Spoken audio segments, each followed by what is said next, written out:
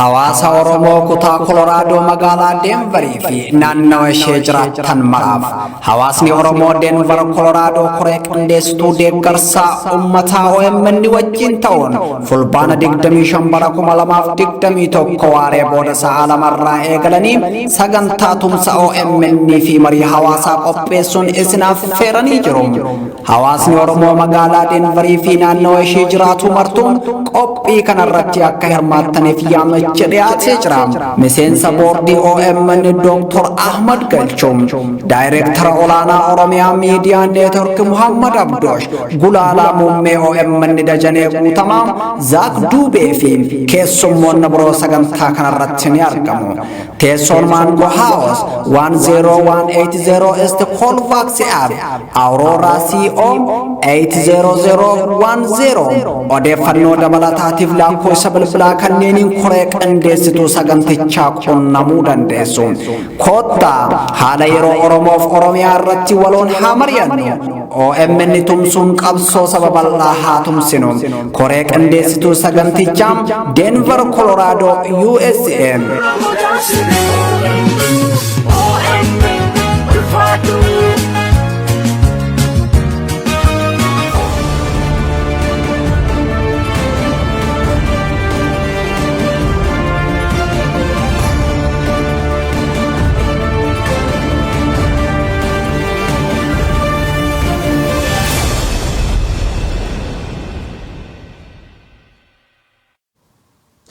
Addunyaa bakka garaa garaa irraa tamsaasa keenya warri hordoftan martuu nageenya keenya isin haadha qabashama akkam jirtu daawwattoota OMN kun qophii keenya odeessaaleetiin akkuma barame ajandaawwan guguddoo garaa garaa qabannee dhiyaannee jirra. Waayillan koo Yihuun Ingidaa akkasumas Guyyoo Ariyoo Stuudiyootti argamna. Turtii sa'aatii tokkootiif jechaadha. Ajandaan keenya jalqaba maaliyu? Tole galatoomii Abrahaam, egaa humni addaa poolisii Amaaraa gara godina Matakkalitti bobbaafamee jira. Egaa godinni Matakkal kan isheen argamtu naannoo Beenishaangul Gumuz keessatti giddugala sabaaf sablammoota hedduudha. Godinni kun Oromoon ni jira, Shinaashaan ni jira, Gumuz ni jira, akkasumas egaa Amaarri sabaaf sablammoonni hedduutu ni jiraata. Rajireessaan uummanni Oromoo godina kana keessa akka jiraatudha kan beekamu. Egaa nagaa buusaa jedhamuudhaan humni addaa naannoo Amaaraa kun garasitti kan bobbaafame, haa ta'uuti adeemsichi faallaa heera biyyattii, faallaa sirna federaalizimii biyyattii akka ta'edha hayyoonni kaasaa kan jiran. Dhimma kana bal'inaan irraa dubbanna. Ijoon keenya dubbii lammeessoon waraana kaaba Itoophiyaatti deemaa jiru wal qabatee godinaaleen kaaba Amaaraa jechuunis kibba naannoo Tigraay akka kaaba Walloo Gondar keessatti namooti hedduun buqqaa akka jiran beelli seenaa akka jiru dhagaati jirra.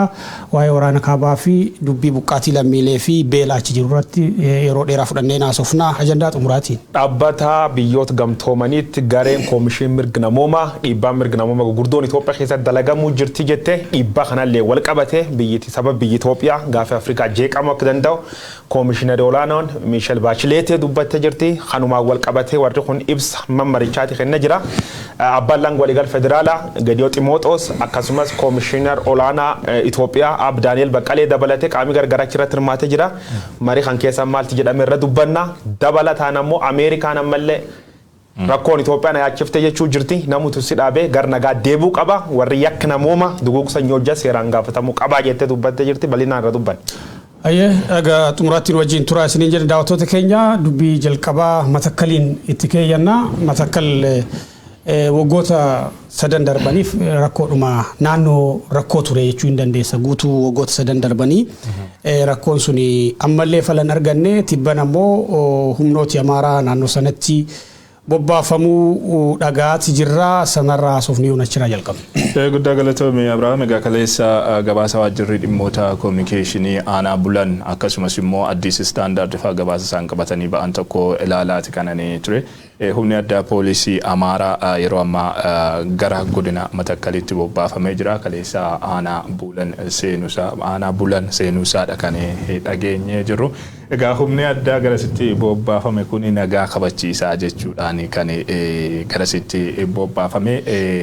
waliigaltee yookaan yaa'ii gara Bahir Daaritti Ashaadlee Hasanee fi pirezidantii naannoo Amaaraa Aganyoo Tashaagar gidduutti waliigaltee mallattaa'e hordofuudhaan humni kun garasitti bobbaafamuutu himamuu irratti argama. Egaa garasitti bobbaafamuun humna addaa poolisii Amaaraa kun ammoo yeroo ammaa sabaaf sablammoota naannoo Beenishaangul Gumuz keessumaa godina Matakkal keessatti argamanii fi yaaddoo guddaa uumaa waan jirudha. Adeemsichi adeemsa seera heera biyyattii hin kabajnedha jechuudhaan hedduun qeequu irratti kan argaman. Yaa akkuma yoon dubbate yeroo dheeraa fi naannoo Beenishaangul Gumuz kanaa fi mootummaa naannoo Amaaraa jidduutti waldhabdee lafaa ture. Waldhabdeen turani laga guddaa Abbayyaa achi ijaaramuu walqabata. Lafi sun naannoo Beenishaangul Gumuz keessatti ijaaramee jira. Achi walqabata humnooti naannoo Amaaraa finxaaleeyyiin Amaaratu waggoota baay'eef Oromiyaa naannolee akka Tigraay dabala alatti harka caalaa achi dhiiba turanii amma carraan mijatee fi naannolee Itoophiyaa weeraruu irratti argamu jalqaba irratti weerar Oromiyaa bakka gargaraa bana turanii Walloo hadha turanii Karrayyuu hadha turanii waraan Tigraay keessatti dhiibba mirga namooma gugurdoo dalaguu warri matamuu jiru dabalataan ammoo loltoota achi bobbaamne humna Beenishaangul Gumuz ka Itoophiyaa jeetu Karash gonjecha inni dhaadachaa turanii abbaa addaamuu lubbuudhaaf bunduratti mootummaan federaalaa yookaan kaseenuuti yookaan itti gannu dhiisuu dhaadachaa ture amma yaayyootti gadhiisanii jechuudha. Naannoo Itoophiyaa ka diistabilize taatee jeeqamuu jirtu cuf keessatti humnooti badii gaggeessuu jiru. Humna Amaaraati mootummaan federaalaa naannoo tokko naannoo dhibirra bobbaasuun waan waraan Tigraay jalqabe ifatti Gumuz illee irra labsee jira jechuudha. Rakkoo Matakkal kun furuudhaaf mootummaan federaalaa mootummaan Abiy Ahmed yeroo garaagaraatti carraaqii garaagaraa godhaa ture. Rakkoon kun boqonnaa afuriin fala argata inni ka adeemsa amma yoona adeemame bakka afuritti qoonnee ilaaluu dandeenya. Jalqaba irratti lixa Itoophiyaadha. Wallaggaa fi Asoosaa akkasumas Matakkal lafa jennu kana godina Matakkal jechuudha. Ka dhuunfatu command posting guddaan akka biyyaatti hundeeffame. Command posting kun gaafa Lammaa Magarsaa Oromiyaa irratti tulallee yaadattu yeroo haleellaa wayii hoogganoota naannoo Beenishaangul Gumuz irratti raawwatame kaasee tarkaanfii fudhatamedha. Command posting suni fala fiduu hin dandeenye rakkoon buqqaatiin Oromollee naannoo sanatti tureera yaadattu Kamaashii fi godinaalee naannoo sana keessa turaniini. Ittaansee immoo Matakkal command post ka jedhamutu hundaa'e rakkoon sun furamuu dinnaan Matakkal rakkoo hotspotii taatee namni baay'een kumaatamaan buqqa'ee dhibbaan kan lakkaa'amu jimlaadhaan guyyaa guyyaatti illee yeroo dhumatu ture. Matakkal command post jedhanii hundeessanii turanii innis fala argachuu didee Matakkal command postiin kun hoogganaa waraanaa senior Asrat Denero nama jedhamuun hoogganamaa ture. Asrat Denero kun hooggansiisaas fala fiduu hin dandeenye warri Gumuzis warri Matakkal keessa jiranis mootummaan naannoo Beenishaangul Gumuzis itti namanne fakkaata. Ittaansee immoo Matakkal command postii fi naannoo isaa ka jirtu rakkoo nageenyaa ka furu ka Abiy Ahmediin hoogganamu. Asrat Denero itti waamamni isaa Abiy Ahmedii fi waajjira ministeera muummeetiif ta'ee command post akkasii hundeessanii turanii sunis fala fiduu hin dandeenye. Kuni ka amma humnoota Amaaraa garas bobbaasan kuni boqonnaa afuraffaa rakkoo Matakkalii fi lixa Itoophiyaadhaaf furuudhaaf ka deemame jennee fudhachuu hin dandeenya. Waliigalteen kuni akka ati kaaftee waliigaltee pireezidantii naannolee lamaanii ka Ashaadlii Hasanii fi kan naannoo Amaaraa Aganyota Shaagar jidduutti mallattaa jedhanii ibsaa turanii. Haa ta'uutii warri waliigaltee kana mallattee hoogganoota nageenyaa akka kan Beenishaangul Gumuz ka amma bitaarra jiru kun Abiyoot Albooroo jedhama itti gaafatamaa waajjira nageenyaa kan buluu jaakeetti uffate kana sun immoo Tafarraa Maammooti hoogganaa Liyyuu Haayilii naannoo Amaaraa itti aanee immoo Asrat Denero koloneelcha kan command post naannoo sanaa hoogganu suni namichi dheeraa jaakeetti daalacha uffatu sun immoo Dr. Sammaan jedhama itti gaafatamaa waajjira nageenyaa naannoo Amaaraati. Warra kana gidduutti mallattaa'ee haa ta'uuti garuu waliigalteen kuni waliigaltee hooggansi mootummaa naannoo Beenishaangul Gumuz itti waliigalee fudhatee fi nagaa buusa jedhee amanee fudhatee miti. Waliigalteen kun mallattaa'uudhaan dura egaa amma waan seerri maal jedhaa waan jedhu qabxiilee tokko ilaaluun barbaachisaadha. Naannoon tokko dhimma naannoo kan biraa keessa seenuu akka hin dandeenye heera biyyattii ifaan ifatti taa'eeti kan jiru. Keewwata 51 hanga keewwata 53 waan jiru daawwattoonni keenyas dhaqanii dubbisuuti ni danda'u. Aangoo naannoo kan biraa keessa seenuu hin qabu. Hojii idilee naannoon tokko hojjetuuf naannoon sun abbummaadhaan raawwachuu tu irra jiraata. Naannoon tokko hojiin naannoo isaa keessatti hojjetamu dhimma nageenyaa ta'uu dhimma sarbamiinsa mirga dhala namaa to'achuu ta'uu maal haa ta'u humna kootii oli jedhee yeroo amanametti yeroo humna kootii oli jedhee gabaasuun barbaachisaa ta'etti mootummaa federaalaadhaa fi beektee gaaffii kana dhiheessee humni mootummaa federaalaa bobbaafamee rakkoo achi jiru sana humna naannoo sanaa wajjiniin ta'ee furuudhaaf kan danda'u jechuudha. Humni addaa poolisii naannoo Oromiyaa qaama piroojeektii Asaaminoo Tsiggeefaa Abbaree Addaamuufaa yeroo garaagaraatti deemsisaa turan qaama sana adda durummaadhaan raawwatudha. Humni addaa naannoo Amaaraa dhiifama. Humni kun walaba ta'ee qaama walabaa ta'ee Matakkalitti bobbaafamee qaama nagaa buusuudhaaf danda'u miti. Sababni isaas iddoowwan garaagaraatti Matakkaluma dabalatee kanaan dura rakkoolee turan gaafa fudhannee ilaallu Oromiyaa keessatti lixa Oromiyaa keessatti baha Oromiyaa keessatti Tigraay keessatti kallattii hundumaa Walloo dabalatee kallattii hundumaan gaafa ilaaltu madda rakkoo madda goolama yeroo ammaa biyyattiin keessa jirtuuf sababa ijoo kan ta'e humna addaa poolisii Amaaraa fi humnoota naannoo Amaaraa kanadha. Humni kun kanaan dura Matakkal keessatti wanti inni gochaa ture ifaan ifatti ni beekama.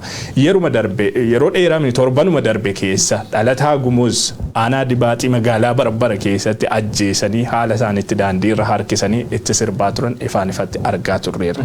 Uummata buqqisaa turan uummata irratti waraana labsaadha kan isaan turan. Humni kun qaama walabaa qaama nagaa buusu jedhamee bifa kanaan osoo manni maree naannoo Beenishaangul Gumuz illee irratti hin mari'atin osoo godinni Matakkal mataan isaallee hin beekin namni Ashaadlii Alii Hasan jedhamu kun ergamaa Abiy Ahmed irraa fudhateen dhaqee Baahir Daaritti waliigaltee kana mallatteessuu isaa warra tamma jetteedha kan waliigaltee kana mallatteessee kanadha kan dhagahaa jirru kana hordofeete egaa humni sun garasitti kan bobba'e.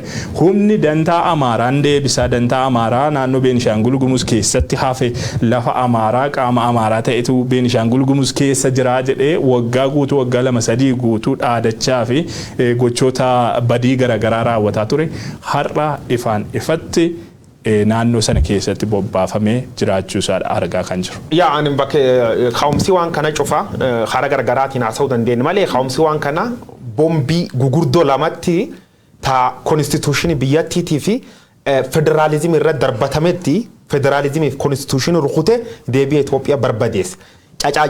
Itoophiyaan cacaacabsiisuun ammaan tanoo naannolee hunda haleeluu jira. Mee maqummi Itoophiyaa jedha kanarra yoo hafuudhannu Itoophiyaa Federal Democratic Republic Itoophiyaa jedhanii yaamama. Federaalii caccabee hin jiru, Dimookiraasiin isii cacaacabee hin jiru, Riippablikaa warri walitti dhufee jaarsuun nyaatamuu jiran jiru, Itoophiyaa qubee takkatti jetti callaa jira jechuudha.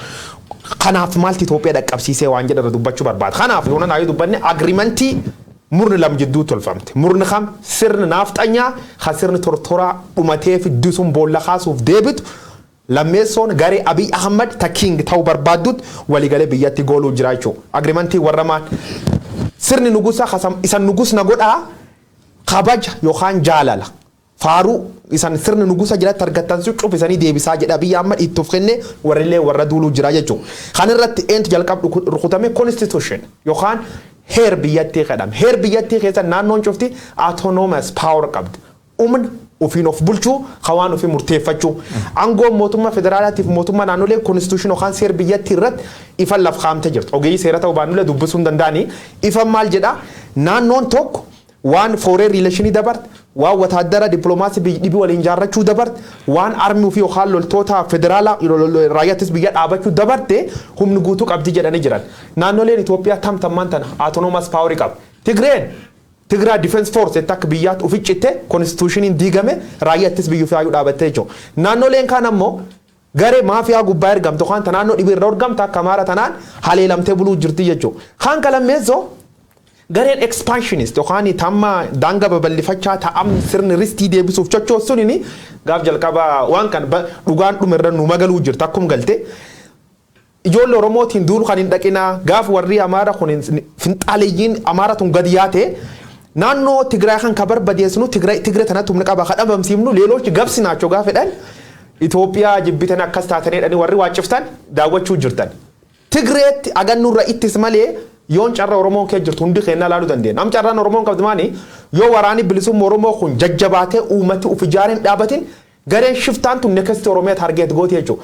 Amma wayyuu wanni siin Oromiyaa irra gorteef uumniti baay'een Tigraay keessa dhabama taa'aa waan jirtuu fi kanaaf dabu eenyu gumuzirratti xiyyeeffattee jechuudha. Kanaafu konstituushinii Itoophiyaa waan konstituushinii diigee waan heer biyyattiitiin wal faalleessaati naannoo tokko dhufee weeraree wanni jedhanii Itoophiyaan hin jirtu jechuudha. Bakka jechi Itoophiyaa dhiyyuu federaal diimokiraat riippaabilik jechoota afran keessa Itoophiyaa jetti callaattaaf sulleen peepparii gubbaa jirti kaarta gubbaa jirti garuu akka riyaalistiikaali yoo laalte Itoophiyaan tami Itoophiyaa naannoon tokko naannoo feet dhaqxee weerarte dubru gudeeddee loltoota ala waliin laalime loltoota ala waliin naannoon tokko daboo baatee uummatu fi agas dhiibba agas geetti irraan geette uummata tokko diingoote haate maqatti laxxafte shanee juunta itti barbadeessite kafirra bobbaatee waraan labsite ka mootummaan federaala naannoo tokko harka mirgichaan qabate naannoo taan harka bitaatiin qabate duu walirra waan taateef dhumaati Itoophiyaati jechuudha. Bombiin konstituushinii heer biyyattiitii fi wanni gubbaa darbatamsuun federaalizimii gubbaa darbatamsuun warsun barbadeessite Itoophiyaallee barbadeessuu irratti argamti jedha akkasitti badha. Guyyoon akkuma kaase dubbiin humnoota Amaaraa kuni bakkeewwan garaagaraatti Oromiyaa qofa osoo hin taane adeemsi isaan naannoo Tigraay wajjiniin intervenshinii naannoo Tigraay keessatti qabaataa dhufanii adeemsa faallaa heera mootummaati. Maaliif naannoleen biyyattii akka heera Itoophiyaatti autonomous jedha. Naannoleen mirga ofiin of bulchuu dhimma isaanii keessa mirga hiree ofiin murteeffachuu naannolee keessa naannoleen biraa seenuu hin qaban.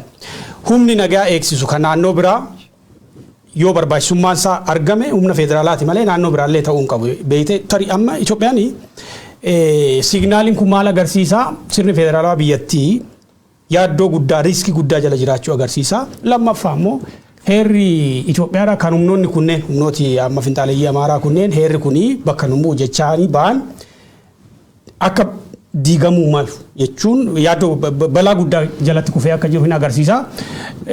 Kana wajjin kan wal qabatu dhimmoo kana wajjin wal qabatee har'a magaalaa Asoosaa keessatti odeeffannoo qabnuun walga'iitu jira. Walga'iin kuni hoogganooti naannoo Beenishaangul Gumuz waliigaltee kanarratti dhibdee guddaa kaasanii jiran mormanii jiran jechuudha. Inumaayyuu immoo naannoo godinni Matakkal jedhamu kuni poolisiin naannoo Beenishaangul Gumuz jedhamu guutumatti godina Matakkal keessaa bahee jira. Look poolisii warra Amaaraatiif kennanii jechuudha. Hoogganoonni Gumuzii dhimma intervenshinii naannoo Amaaraa kanatti mufaatii guddaa qabu. Naannoo Beenishaangul Gumuz jechuun immoo naannoo maqaan isaayyuu Gumuzootaan kan muggaafafe beeku. Uummata guddaa naannoo sanaatti. So yaa dantaa uummata kanaa fedhii uummata kanaa cina dhiiftee murteen ati murteessitu hagam naannoo Beenishaangul Gumuz fayyadaa ka jedhudha amma gaafii guddaa. Waan si gaddisiisu maal jedha beektaa heerri biyya keenyaa jechuudha. Heerri maqaatti jijjiirameera heerri kuni guutummaan guutuutti Abiy Ahmed adeemsi isaa guutummaan guutuutti sirna federaalizimii dismantle gochuu heera biyyattii fudhatama dhabsiisuutiin piroojeektii jarri yaadan sirni federaalizimii sun akka diigamu heerri biyyattii akka fudhatama dhabu taasisuudhaaf abjuu isaan qaban dhugoomsaa fi jiraachuu wantooti mul'isan hedduutu jira. Dhimmoo naannoo Beenishaangul Gumuz kanatti deebina. Heerri biyyattii maal jedha? Giddu seentummaan qaama tokkoo ni barbaachisa jedhee naannoon tokko yoo amane sanuu fedhii sabaaf sablammoota uummata naannoo sana keessa jiru bu'uura godhatee giddu seentummaa qaama federaalaa gaafataa sanarra dhaabbatee mootummaan federaalaa gidduu seenee rakkoo sana furaa jedheeti kan inni kaa'u ifaan ifatti. Amma humni addaa naannoo Amaaraa gara Matakkalitti bobbaafame kun Matakkal keessa kan jiraatu irra jireessaan Oromoodha. Sabaaf sablammoonni biroon hin jiran jechuun hin danda'amu. Aanaalee godina sana keessa jiran hedduu keessa garuu maajoritiin Oromoo akka ta'edha kan beekamu.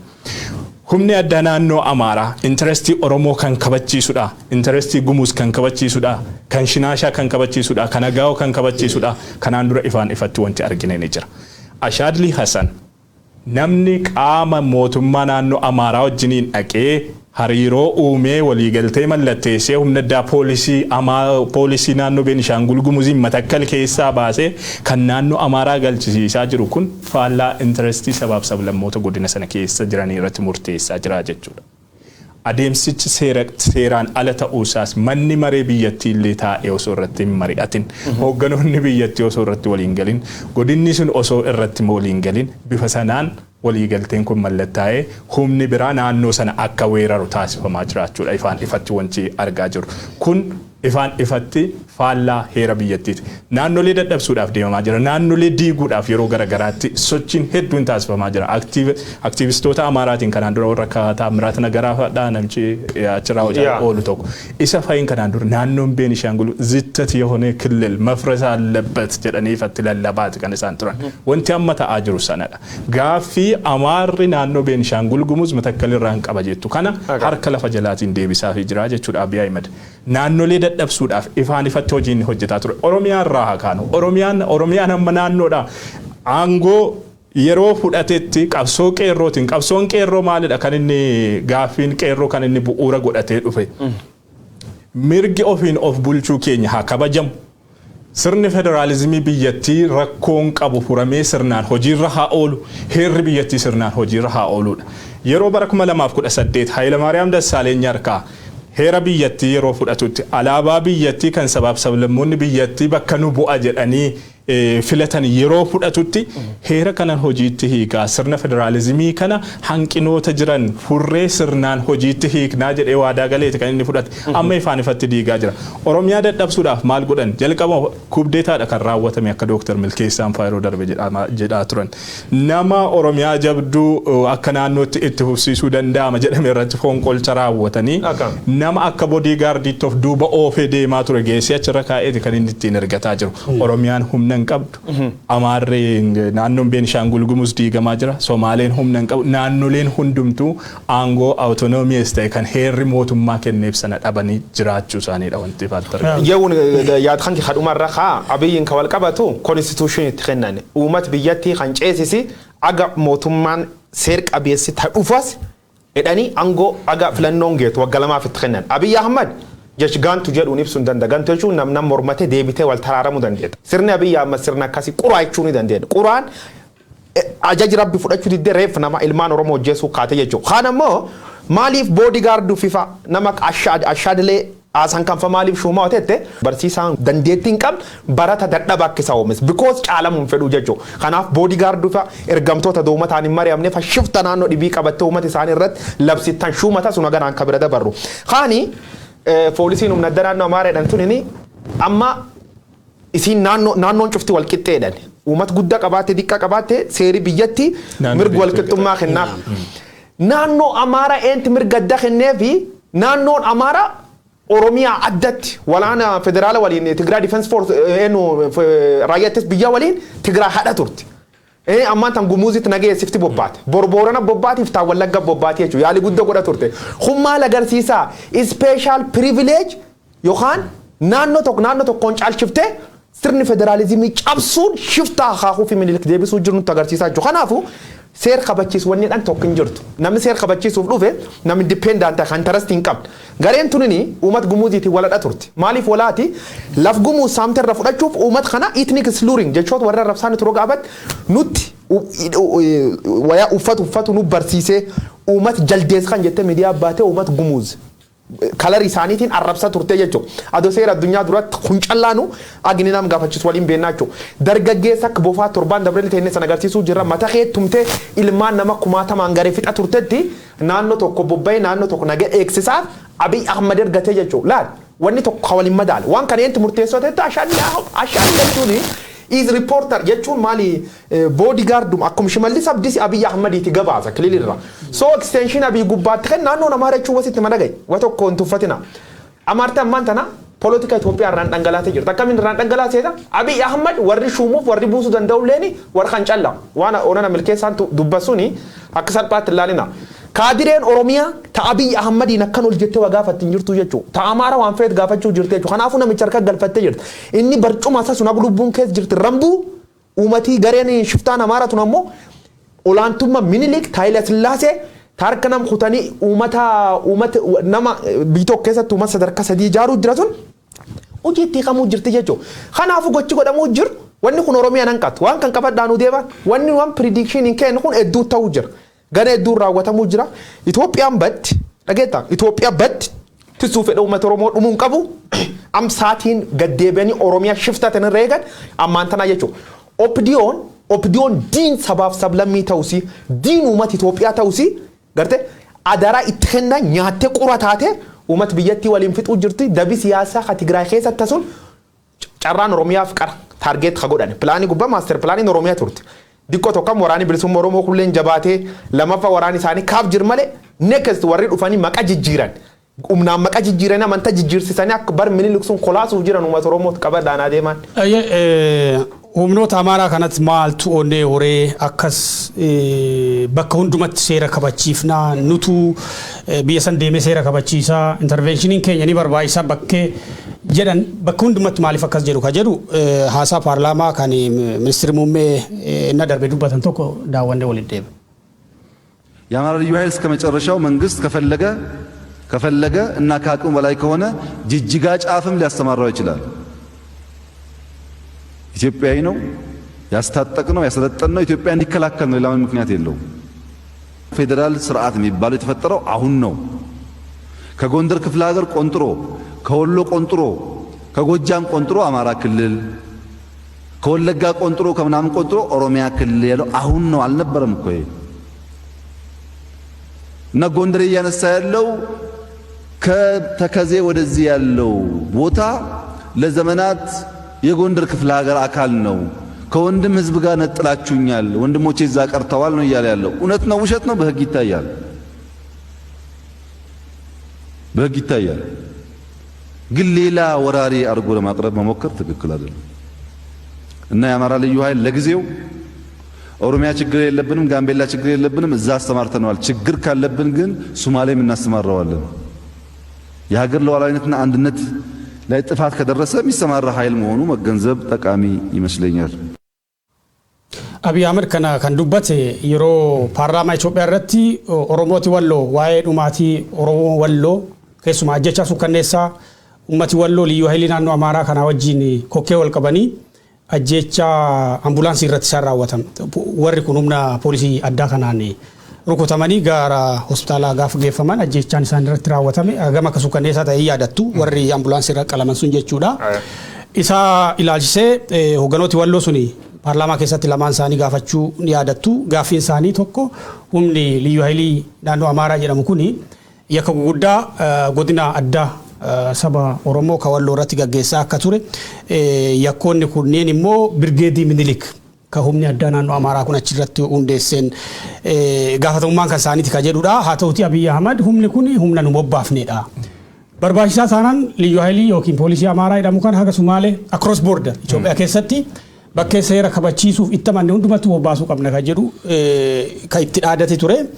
Waan si gaddisiisu immoo poolisii Amaaraa yookiin liyyuu haayilii Amaaraa kana faana humni faanoo jedhamu siin bobba'aa beekta. Amma Tigraay keessatti warri seera kabachiisaa jiran seera kabachiisuuf bobba'anii ristii Amaaraa deebisuuf bobba'aa jiran liyyuu haayilii warra jedhaman kana qofa miti baay'ee. Shiftaan naannoo Amaaraa kan duraan bosona keessa daggala keessa mootummaa wayyaanee faana wal lolaa ture irregular hin cabbit ka warra jedhan jechuudha. Shiftaan ni jira. Milishaan naannoo qonnaan buloo irraa ijaaramee hin jira.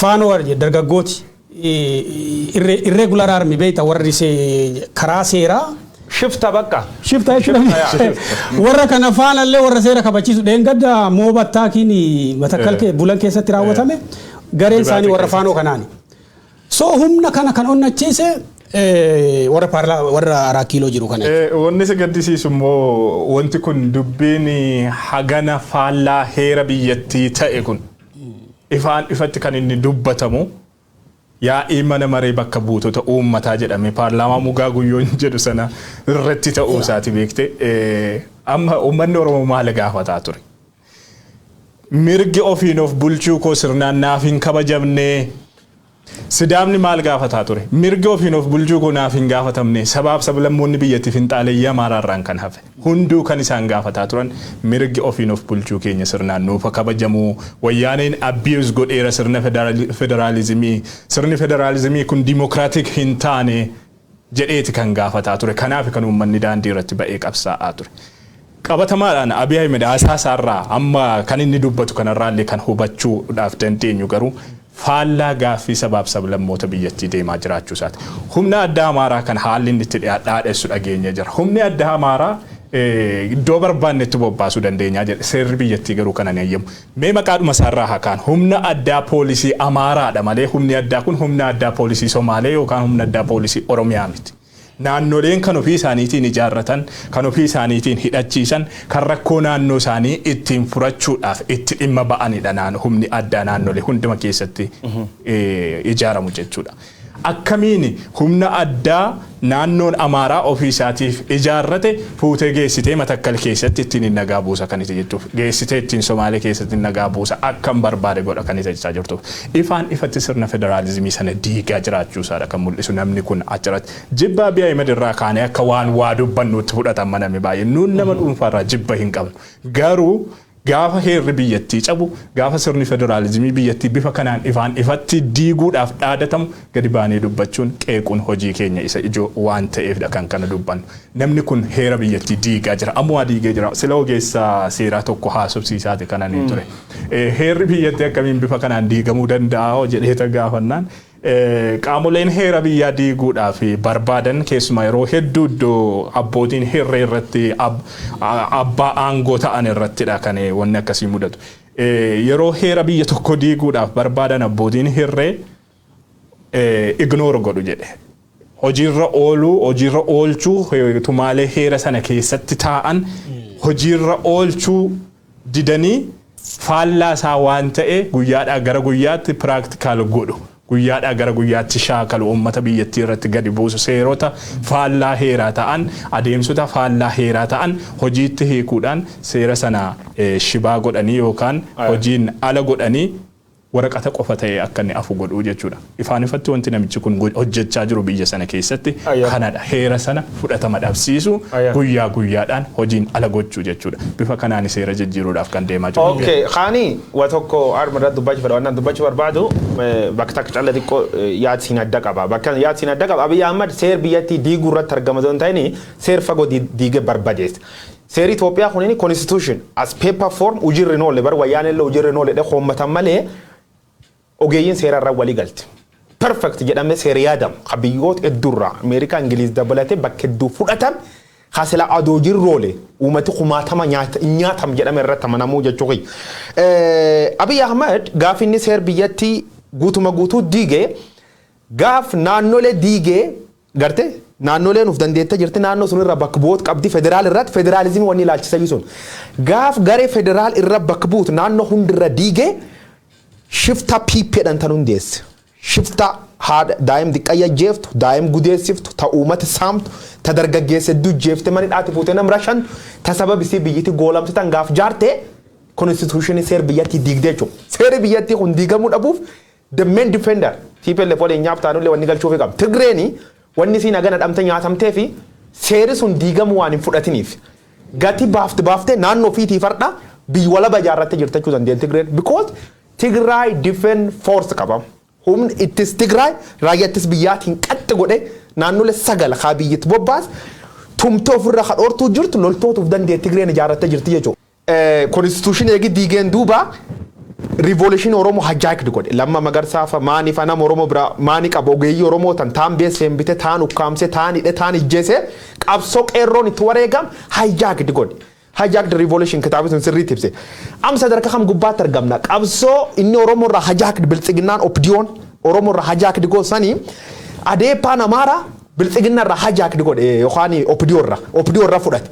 Qabsoon sun amma adeepa Amaara sun biltsiginnaa Amaara irraa fudhatamte harkamaanii finxaalee Amaara irratti argamti jechuudha. Harka finxaalee Amaara gubbaatti amma Itoophiyaa finxaalee Amaara takkan godhe oofuu jira jechuudha.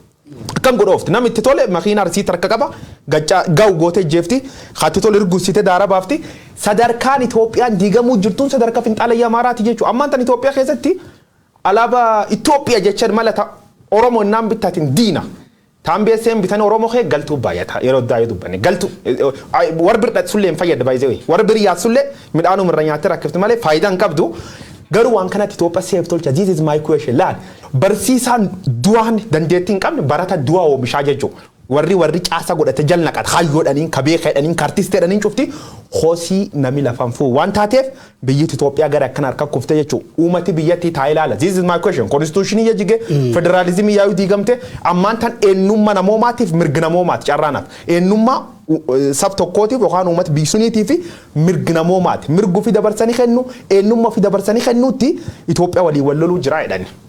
Gareen amma Matakkalis bobbaatee dubbii Matakkal kana samii dhooftee naannoo sana onkuraa jirtu eenyu ka jedhu namoota gaafataa ture keessuma dhalattoota garasii beezikalii rakkoon Matakkal maal akka ta'e beekama. Rakkoo qabiyyee lafa Amaaraa mormii qabiyyee wajjin wal qabatudha.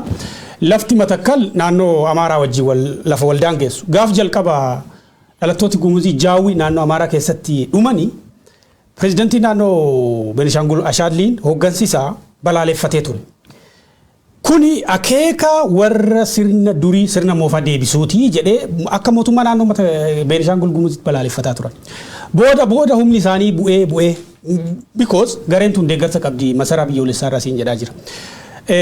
Amma garee sana wajjin dhaabatuu jalqabeecha Ashaalli Hasan. Uummata guddaa Gumuzii tuffatanii jechuun naannoo sanatti uummata humna qabu uummata abbaa lafaa ta'e abbaa qa'ee ta'e Oromoo akkamitti naannoon Amaaraa naannoon qabiyyee sanarratti mormii qabu qaama walabaa ta'e naannoo san keessatti nagaa kabachiisa itti yaadda akka sammuu bilisaatii yoo yaaddu jechuudha. Tokko garee ristii deebifachuudhaaf loltu faanoo liyyuu haayilii naannoo Amaaraa kan abin jechuu dandeessaa mootummaa naannoo Amaaraa fi bilchiginaa naannichaa jechuudha. Garee kana lafa Matakkal irratti kan mormii kaasaa jiru. Gareen tun immoo fardeen qabdi baay'ee suura sana agarsiisuu dandeessa. Paartii Booroo Shinaashaa Dimokiraatik Paartii kan jedhamu jira. Garee tana garee finxaaleeyyii tan. Warri Shinaashaa tuni uummata beeziin ishee akka uummataatti naannoo Bulan keessa jirti. Godina Bulan aanaa Bulan. Gareen tuni maal barbaaddi godinni Matakkal kuni Amaaraa jala galee naannoon Amaaraa isaaniif kawaada galeef maayinni Shinaashaa liyyuu zoon Matakkal naannoon Amaaraa dhuunfattee uummata Shinaashaa kana maqaa kennitee fi Shinaashaa liyyuu zoon ak jedhanii akka moggaasaniif gareen tun paartii Burtukaan Miidhagsaa keessatti galmooftedha baay'ee akka biyyaatti. Immoo xalayaa amma dhiyoo kana bahee maalan argee gareen tuni wannoo gaafataarti dhannoo gaafataarti warra rabbi sitti agarsiisu. Titq indi sattan sila maxayyaq jedha. Titqi gaafata gareen paartii karaa nagaatiin qabsaa'u ta'ee boordii filannoo biyyaalessaatti galmaa'e wayyaa Oneeg Shanee fi hidhattoota Gumuzii achi keessa jira rebel group jiraami garee kana kalolluuti hidhannoo nuu kennaa jedhan. Which is absolutely faallaa seer filannoo boordii filannoo Itoophiyaatti waan si gaafachiisu baay'ee. Dhimma kana gaaf tokko ajandaa goonee irraa haasofna. Paartileen Itoophiyaa keessatti karaa seeraatiin karaa nagaatiin Itoophiyaa keessatti galmaa'uuf galmaanii boordii filannoo beekamtii kennee fi filannoo darbe irratti filannoo sobaallee haa taatu galmaan waraana hidhannoo waan akkasii leellisaa jiru abin dabalatee jechuudha. Kun seera faallaa heeraa fi seera filannoo biyyattii. Seera dhabdummaa isaa barkan inni hojiirra oolu gaafa adda bilisummaa Oromootti dhufe dhabeete gaafa addi bilisummaa Oromoo waraana bilisummaa Oromoo waliin hariiroo qabaa jechuu barbaadanii paartiin karaa nagaa qabsaa'uudhaaf galmaa'ee hidhannoo qabsoo hidhannoo geggeessuu hin danda'u kun seera miti jedhanii kan isaanii ittiin gadi qabatanii fudhatanii ba'an. Gaafa warri akkanaa hidhannoo gaafatan immoo seera dhabdummaa wanta kana hin mul'atu jechuudha. Akkasidha gaafa gara Oromoo fi gara sabaaf sablammoota birootti dhufe dhabeekte gaafa warra faallaa Amaaraa deeman jedhaman irratti dhufe dhabeekte hojiin kun kan inni hojiirra oolu. Sirni Abiy Ahmed maaliif adeemsa kana kan inni jajjabeessaa jiruuf Egaa jalqabarratti namni kun mootii ta'uudhaaf sirna naannoo sana keessa biyya sana keessa jiru jijjiiree sirna federaalizimii diigee mootii ta'uudhaaf juunsaa inni guddaan innis kan inni himataa ture kanumadha sirna mootii deebisuudha biyya sana sirna mootii deebisuuf immoo kan inni gochuu irra jiraatu sirna federalizimii sana caccabsuudha sirna federalizimii sana immoo kan inni ittiin caccabsu bifa amma ittiin hojiirra oolaa jiru kanaan jechuudha naannoon tokko dhaqee interestii naannoo tokko saba tokko qabatee ittiin saboota warra kaan cabsu sana keessatti deeggarsa meeshaa waraanaadhaan deeggarsa maalidha command post jedhamuun maal maqaa kana moggaasee fi bifa sanaan legalize godhee ittiin status quo yookaan haalli duraan ture sun caccabee diigamee namni kun biyyatti gara kifla gariitti deebisee ittiin achirratti mootii ta'uufidha adeemsi isaa inni guddaan kana ta'uudha wanti argaatee jirru egaa asirratti maaliif wanta matakkale kana hamma kana xiyyeeffannootti kennitanii kan isin dubbattanii fi jechuudhaan qaamoleen tokko yeroo isaan kaasan isin argina Matakkal lafa Oromooti qe'ee Oromooti. Uummanni Oromoo bal'inaan keessa kan inni jiraachaa jiru. Uummanni Oromoo garas jiru immoo hidhannoo hin qabu. Qaama hidhannoo waan qabu hundumaa irraa guuramee harka qullaatti hambifamedha. Uummanni kun bor dhumuuf jira jechuudha. Dhumaatiin gumuz irratti ta'e bor uummata Oromoo irratti hinuma raawwatama. Ammas raawwatamaatuma jira. Argaadhuma jira guyyaadhaa gara guyyaatti. Warra shinaashaa jedhaman kana qabatanii kanaan duras dhiibbaa uummata sana irratti raawwataa turan yeroo garagaraatti gabaasaa turreerra sabab sablammoota gidduutti walitti bu'iinsa yookaan komiimuu fi uumuudhaaf miti nuun kan kana dubbannu uummanni Oromoo erga qaamni alagaan qaamni isa cunqursuudhaaf isa dhiituudhaaf bobbaafamu qeesaa irratti bobbaafamee jira erga ta'ee Oromoon achi keessa jiru sanas qaamni defend isa godhu jiraachuu danda'utu irra jiraata. Uummanni Oromoo Matakkal keessa jiru sanaaf xiyyeeffannoo guddaa kennee mirga isaanii kabachiisu sicinan jira jechuu akkuma uummata Walloo jajjabeessamu sanatti uummata sanas jajjabeessanii itti deemuun barbaachisaa waan ta'eef waan kana kan qabannee jirru. Egaa saatiin deemnullee waan deemuu jirtuuf tan callatti dabalee dubbadha yaadii kan waan xiqqoo deeggaruufi. Waluma galatti waraana kaaba Itoophiyaa godhamu jira Tigraay godhamu jiruuf ati Tigree duun qabdu gudeedamu qabdu dhiibbaa mirga namoo bira qabu qabu itti Oromoon gaafattu fardeen juuntaa maani hojiin gara shifta tanaa tokko maqaballeessi lam khiyyiba sadi saamich afur waraana karoori warra kanu karoor dhibiin qabdu beekumsa gasii illee qabdu maani illee qabdu dandeetta gasii illee qabdu biyyi balleessite Itoophiyaa jechuun qubee afran keessa takkatti dhuma callaa jira haayaayu barbadoof.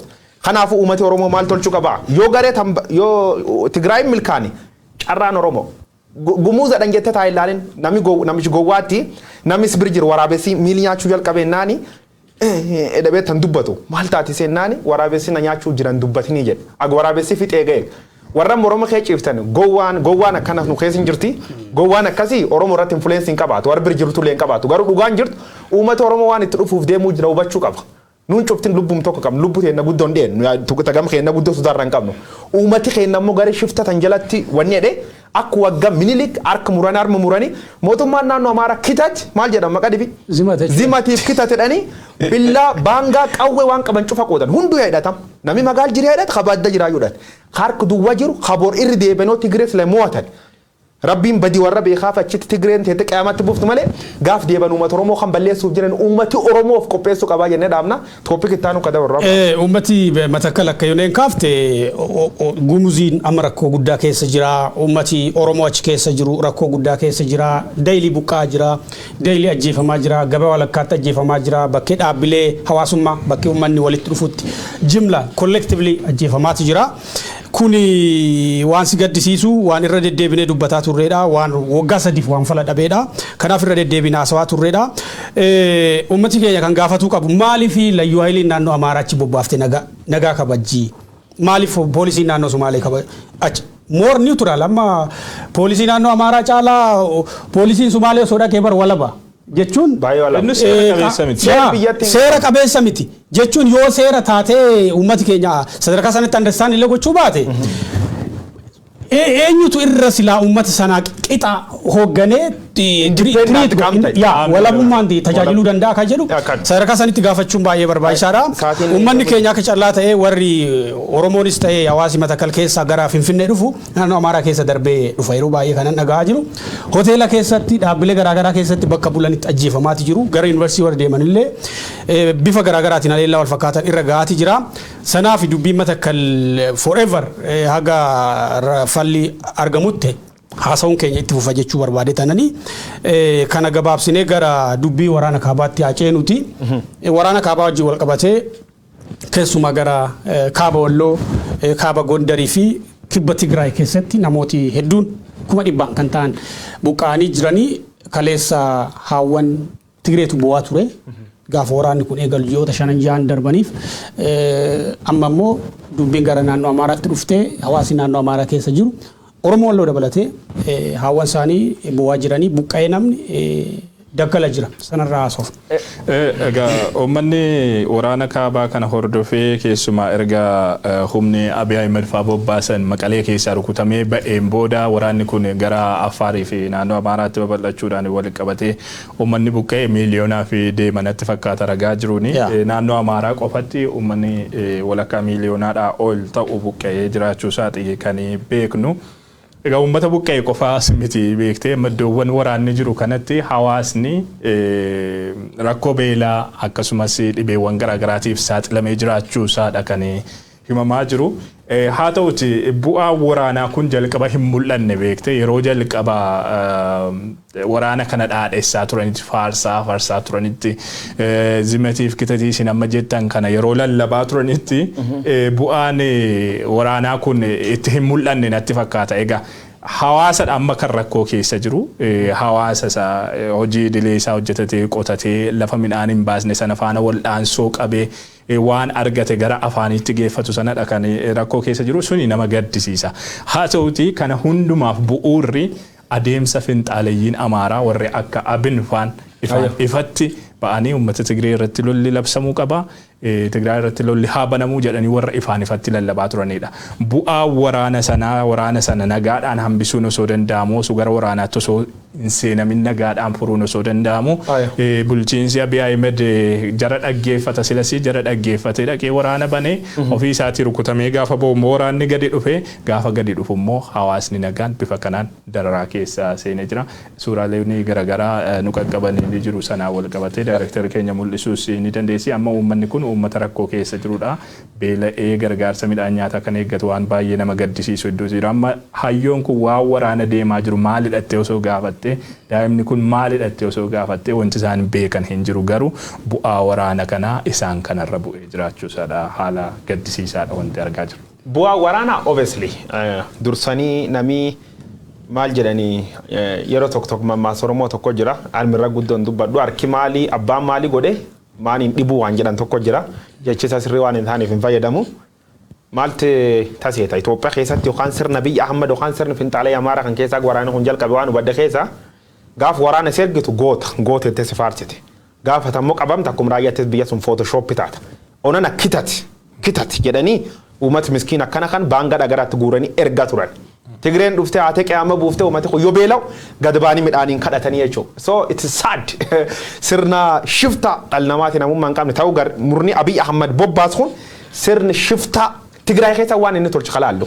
Laala miidiyaaleen biyyatti maaniin sirni kun guutuu finxaalee Amaaraatiin dhuunfatamu katubattu Tigraay keessatti ji'oo 9 nama gami buqqay lakkoofsa data guutuu qabaanne Tigraay keessatti almost 2 million na million lama dhiyaatu buqqay million jaheessa million shambeelaaf saaxilame ture.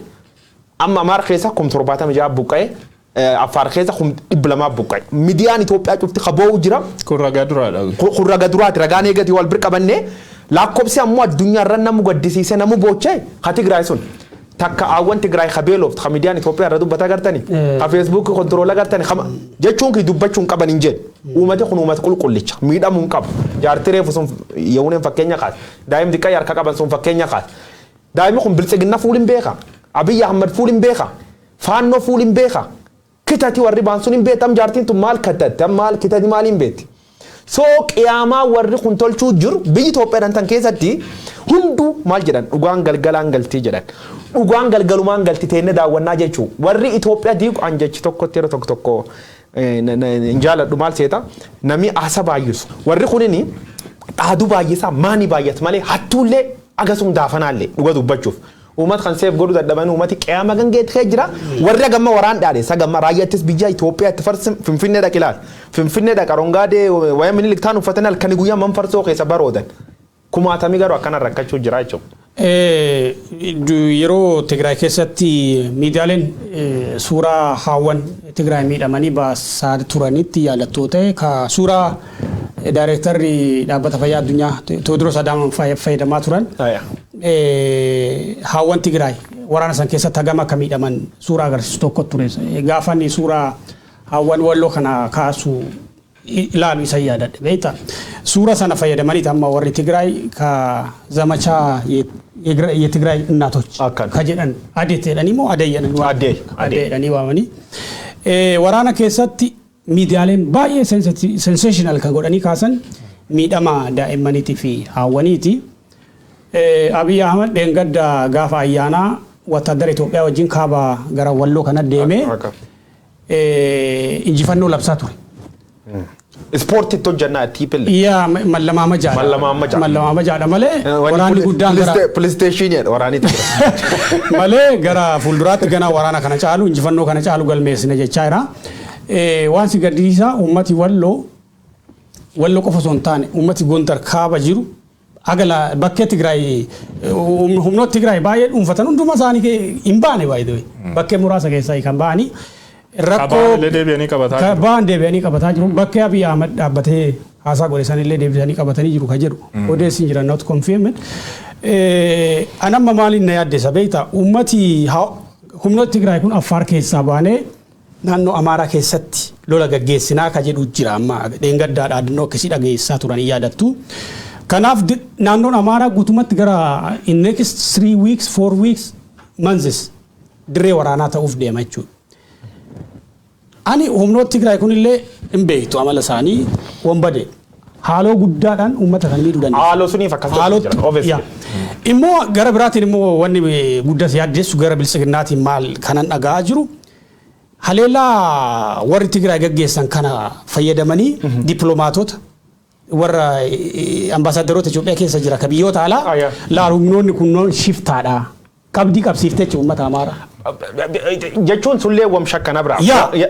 Garuma shakkuu qabda.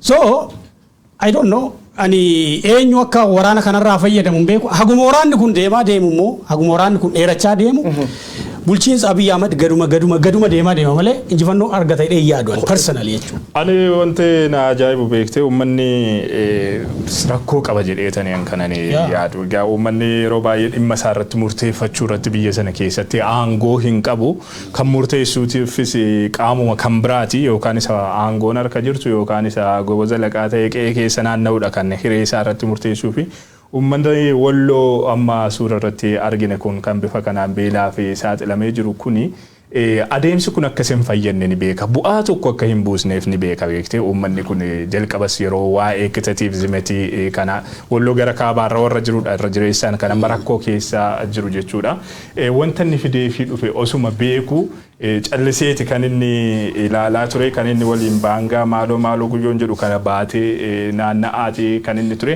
egaa bu'aa waraanaa immoo oolee osoo hin bulin amma isuma irratti kufe beekte yeroo manni kun beela'ee dhibeedhaaf saaxilamee rakkoo keessa jirutti viidiyoolee kanaan wal qabatanii ba'aa turan nan ilaala qaamni kaleessa kitazimet jedheen sun amma bulchiinsi naannoo Amaaraa qubayyoo hin qabu uummata kana garagalee hin ilaalle beekte warri Gojja warri Gondar warri kaleessa akka sana dhaadataa turan hin cabbixaalleen Tigraayin warri jechaa turan sun har'a deebi'anii uummata kana hin ilaalle beekte uummanni kun barabaraan toora waraanni gara sanatti geggeeffamuun beelaa fi kan inni saaxilamu hongeedhaa fi kan inni saaxilamu rakkoodhaa fi kan inni saaxilamu waan 77 ta'aa ture naannoo sanatti ni yaadannaa hedduun buqqee isa sanaan amma Wallaggaatti eessatti galeeti kan inni jiraataa jiru ammas hiree wal fakkaatuudha kan itti dhufee jiru hiree 77 sana uummanni sun waan isa hin fayyadne waan bu'aa isaaf hin buusneen ammas deebi'ee gatii kaffalaa jira.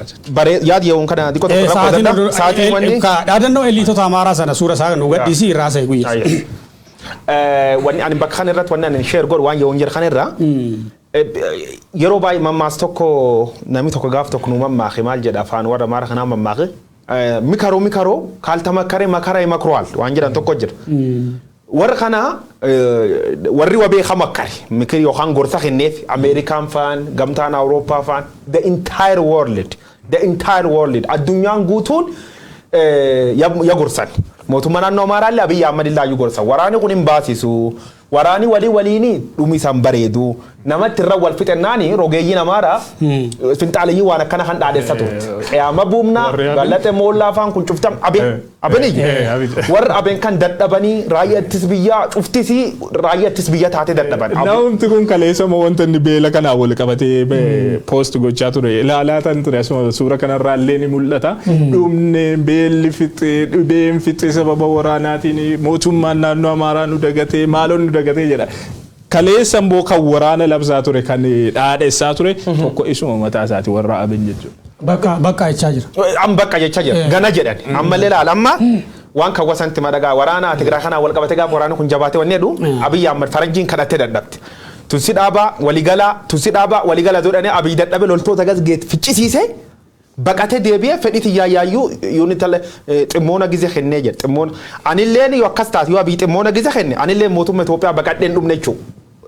Oromoo wal dhabu diduu fi biyya baqadhe malee anilleen abii faa ximmoona gize kenne agas wal sobuun hin taati khaliam gad bahee fixannee fulamree fatira dubbasunti ittiin police station taphannaa maqallajaachin no in kijjiba video Abraham daawwachaa turre footoo waan nu daawwarre filmaan nama sirra maxxansu waan gara nu nyaat malee ilmaan nama kumaatamaan loltoota Itoophiyaa ricaate biyya kanyaachuu jirtu Abiy Ahmed ammoo injifannoo nutti maa jechuu prosperity beel wanni warra hojjechuu jiru maqaa warra kanaafuu waan waliin fakkaan bakka wanni waan waliin fakkaan calla tolchuu jirtu garee shuftaan tuni kana wal qabatee beeyta amma beela dhumaatii yakkosu kanneessa waraanni Tigraayis ka warri kunis dalagu walitti daatee warri amma 4 kiiloo fi shaggar jirtu kun maal jetteedhaan beektaa?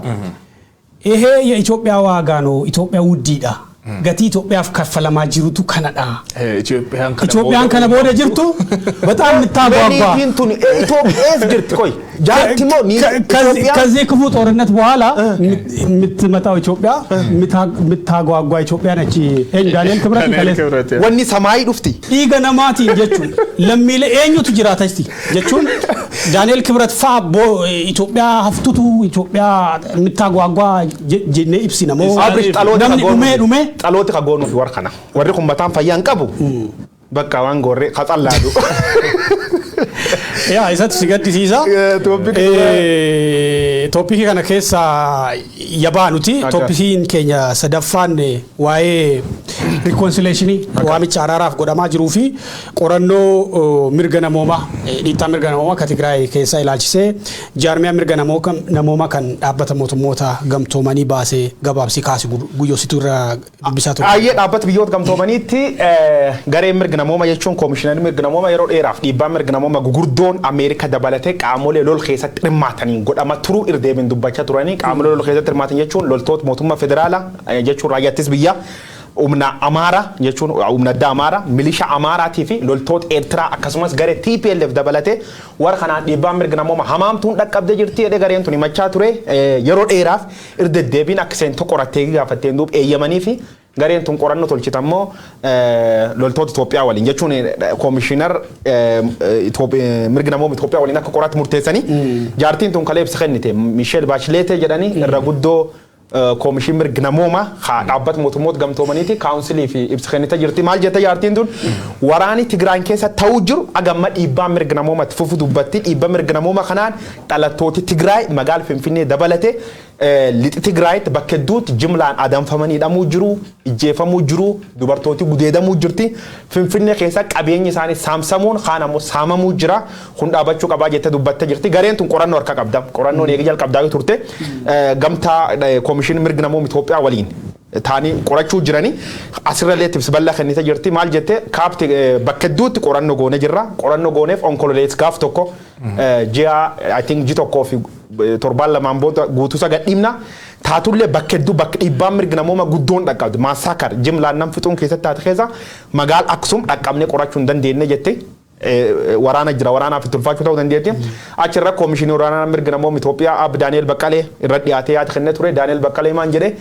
qorannoon tun akka milkooftuuf akka waligalaatti hojjechuu jirra dhiibba godhuu jirra in milkoofti jennaa mannaa jedhe dubbate jira hammaleellee abbaan allang waligal federaalaa Gediyo Ximootos abbaan allang waligal federaalaa namni sun PhD doktorii barsiisaa yuunivarsiitii Finfinnee ture garuu attorney general jechuun natti ulfaata jechuun mouthpiece akkuma pirezidaantota gandir naqanii sunitti waan herreeguuf akkasitti ilaalanii understand godha inni maal jedhee qorannoo dhaabbati biyyoota gamtoomanii tolchuu jira kan hin fudhanna warrumatti eeyyam hin fudhanna taatu ittamanna garuu qorannoon isan gootanuu walaab jennee namannuu jedha amma riizaaltii baate sun diqqoo argee tangaltee bar kana duras gabaasni koomishiniin mirgoota namoomaa dhaabbata mootummoota gamtoomanii Human Rights Watch Amnesty addunyaa yeroo garagaraatti gabaasisaan baasanii Itoophiyaa keessatti dhiibbaan isaanii uuman salphaa miti beekte daba sirni sun ummata lammiilee biyya sanaa irratti raawwatan diteeli yoo bakka hunda bakka mara waliin ga'anii qoratu jechuudha baannesi bakka qoratanitti waan gadi fagoo ragaa qabatamaadha waan deeggaramteedha kan isaan qabatanii ba'an. Amnesty Human Rights illee. Human Rights Watch keessumaa inni yaadanna yeroo darbee taateewwan Gujii keessatti raawwatamaa turan wali qabatee Oromiyaa keessatti taateewwan raawwatamaa turanii gabaasni Human Rights Watch qabatee ba'e sun dhiibbaa inni sirna amma Itoophiyaatti aangoorra jiru sanarratti uume dhiibbaa salphaa hin turre waggaa tokkoon dura kan ba'e. Ammas gabaasni wal fakkaatu ba'aa jiraachuu isaati kan argaa jirru gama Human Rights Watchiinis odeeffannoo hin qabnu gabaasni guutuun qorannoo irratti kan hundaa'e gabaasni bal'aan ba'aa jiraachuu isaa bifa kitaabaatiin illee ba'aa jiraachuu isaa odeeffannoo hin qabnu kan mul'isu kan mootummoota gamtoomaniyaati jette kunis November 1 ba'a kan jedhame kun waan jabaa of harkaa qabatee akka dhufuudha kan eegnu.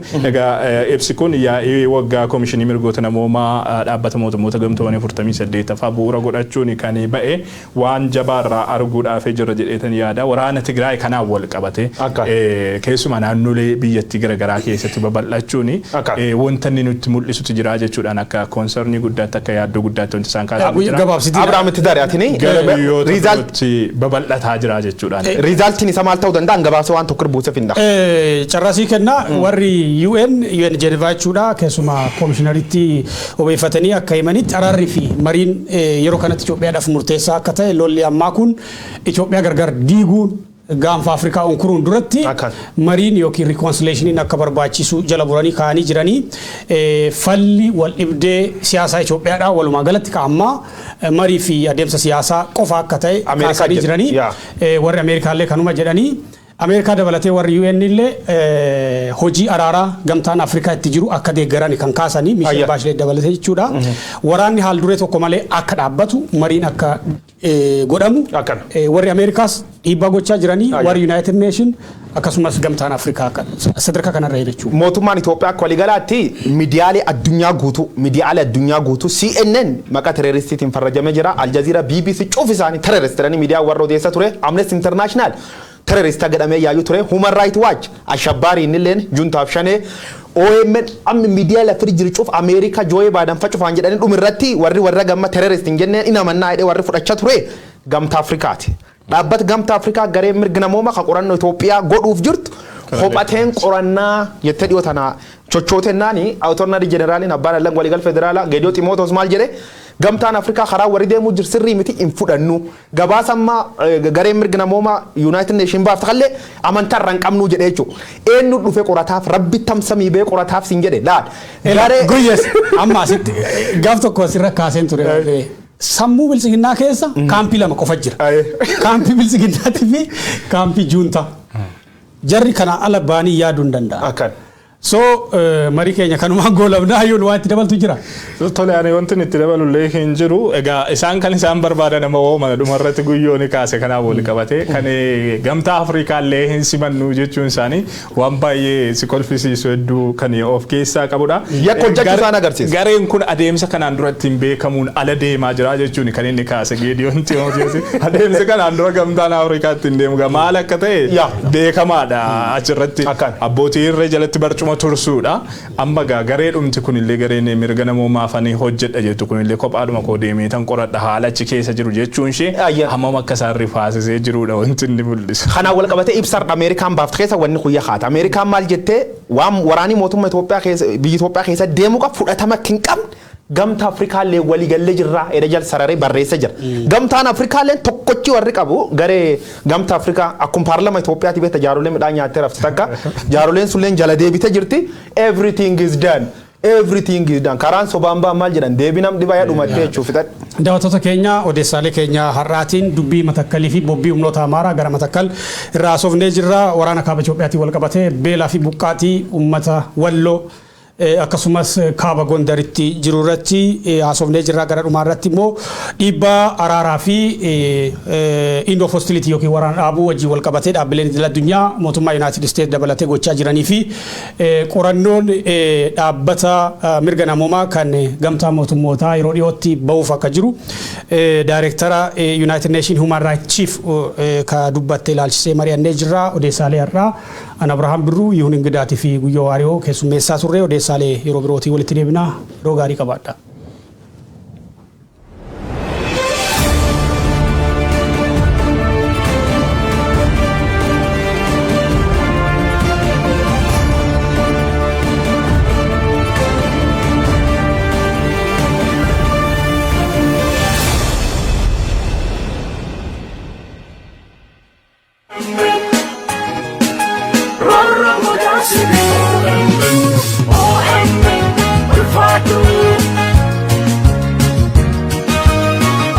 hawaasa Oromoo kutaa Koloraadoo magaalaa Denverii fi naannawa ishee jiraattan maraaf hawaasni Oromoo Denver Koloraadoo koree qindeessituu deeggarsaa uummataa OMN wajjin ta'uun fulbaana 25 bara 2021 waaree booda sa'a lamarraa eegalanii sagantaa tumsa OMN fi marii hawaasaa qopheessuun isinaaf feeranii jiru. Hawaasni Oromoo magaalaa Denverii fi naannawa ishee jiraatu martuun qophii kanarratti akka hirmaattaniif yaamicha dhiyaatee jira. Miseensa boordii OMN Dr. Ahmad Galchum, Daayireektara olaanaa Oromiyaa Miidiyaa Neetwork Muhammad Abdoosh, Gulaalaa Muummee OMN Dajanee Guutamaa, Zaak Duubee fi keessummoonni biroo sagantaa kanarratti ni argamu. Teessoon Mango House 10180 East Colfax Ave, Aurora CO 80010. Odeeffannoo dabalataatiif lakkoofsa bilbilaa kanneeniin koree qindeessituu sagantichaa qunnamuu dandeessu. Kottaa haala yeroo Oromoof Oromiyaa irratti waloon haa mari'annu. OMN tumsuun qabsoo saba bal'aa haa tumsinu. Koree qindeessituu sagantichaa Denver Colorado USA.